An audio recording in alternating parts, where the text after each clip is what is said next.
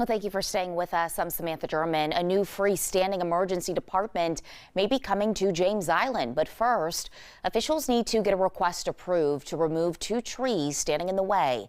That potential removal has caused some resident pushback ahead of the Board of Zoning Appeals hearing tomorrow. Live 5's Maya Brown spoke with the applicant and residents about the potential new facility ahead of the meeting. Living on a barrier island means often having to cross a bridge for some services. But after Trident Health built the island its first freestanding emergency department 2 years ago, Roper St. Francis Healthcare now wants to build another. We get a lot of residents from James Island who get a lot of their emergency services and imaging services and things like that at downtown Roper.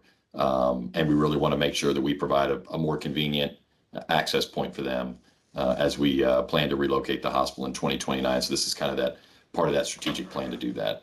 Part of the plan also includes the removal of 2 grand oak trees, a request some residents have concerns about. I have a real black spot in my heart about taking any trees down. Located at 832 Folly Road, the applicant says a freestanding emergency department with both a patient entrance and a separate ambulance entrance isn't feasible without removing the trees. They've already made other alterations, keeping the trees in consideration.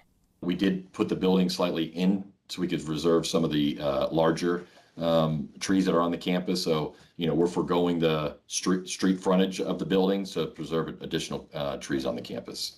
The entire site right behind me here is almost 2 acres in size and has 21 grand trees in total. Representatives with Roper St. Francis Healthcare say 17 of those trees will remain, but residents are still divided, and some are excited about the access to healthcare, while others want to protect those trees that won't remain.